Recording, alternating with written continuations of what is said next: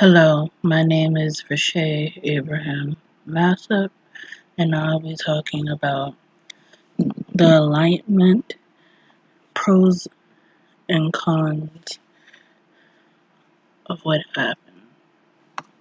So, what is the Enlightenment? A European intellectual movement in the 17th and 18th centuries on providing reason and individualism rather than tradition from the king's command or religious monarchs. One person from the Enlightenment, named Immanuel Kant, under his book knownly called What is Enlightenment? He said, Enlightenment is a man's emergence from his self-incurred immaturity. Immaturity is an inability to use one's own understanding without guidance of another.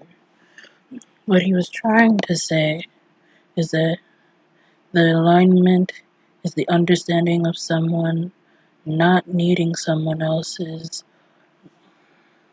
input over them, stated by a king or a religious monarch, telling them what is right and what is wrong, what must they do with their lives.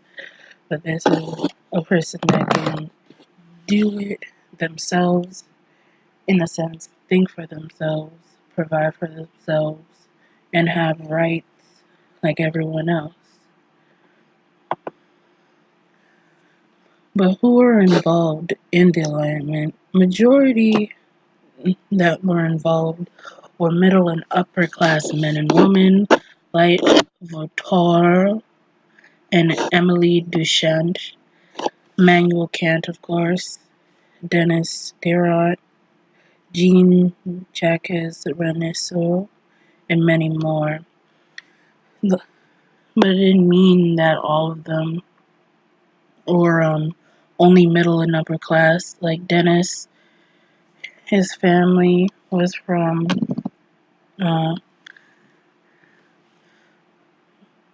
Dennis's family was made out of coloring makers, and others were from families that were watchmakers. But they called themselves philosophists, which did not go only to their country's border. These people were a republic of letters, united by their ideas of freedom and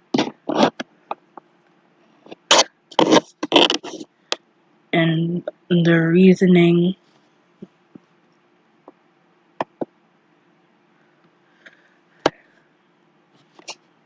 Contrary to the belief, a lot of lower class people had little to do with the alignment and its ideas, even if the outcomes would have affected them more later on. Majority of lower class people were more concerned about the increase in population at the time, the food prices going up, and wars in their respective countries were in, like Britain and France. But and the alignment did have some conflicts. Most of the conflicts were in the sense of the state and church being connected. Some Enlightenment writers supported religious toleration. The majority of the conflict was against the attack of illegal use and torture to get confessions out of people, and the censorship by the state and the church. But one philosophist, Madame Griffin, did not which started to divide them into atheists, people who didn't believe in God at all, and deists, people that believed in God but did not believe he had anything to do with what was going on in the world at the time. Valator was one of those deists that didn't believe in God but didn't believe that he did anything for how the earth is now. Wrote a book called Philosophical Dictionary in 1764, which the church in protest burnt.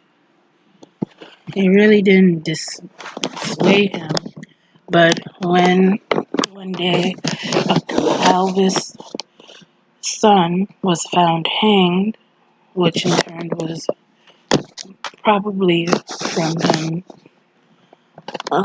committing suicide, people decided that the father of this son killed him because they thought the son was going to turn into a Catholic, and Calvinism could not be shown outside of somebody's home, because that was the law at the time. The father himself was pulled up through ropes, beaten, and bones broken in every body, and a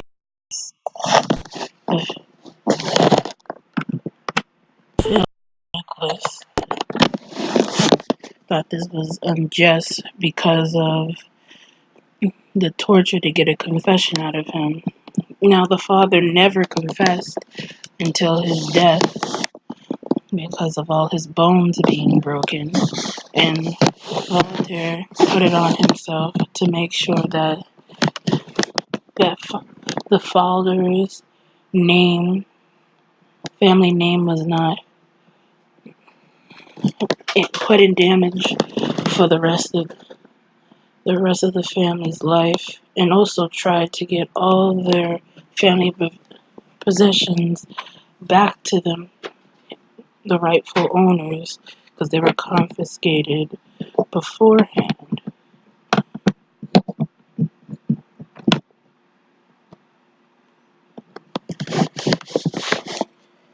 With this, it started more people in wanting equal rights for religious differences, not because of them being Calvinist or any other form of religion.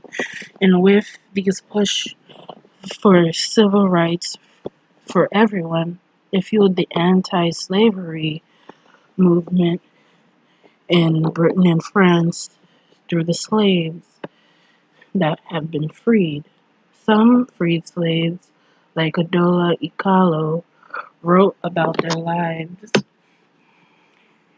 which got published and shocked many.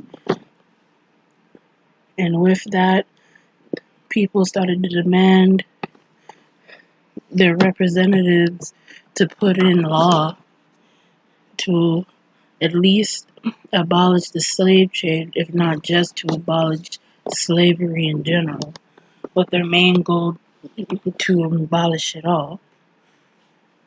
And also, because of the alignment and the new radical ideas of free thinking and individualism, it paved the way for the American Declarations of Independence when American colonies broke away from British from not being represented correctly back home on their mainland and being taxed unfairly.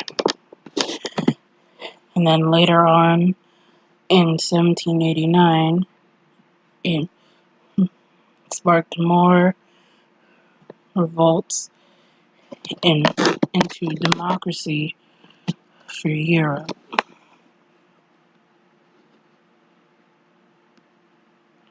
This is my works cited, and that's it.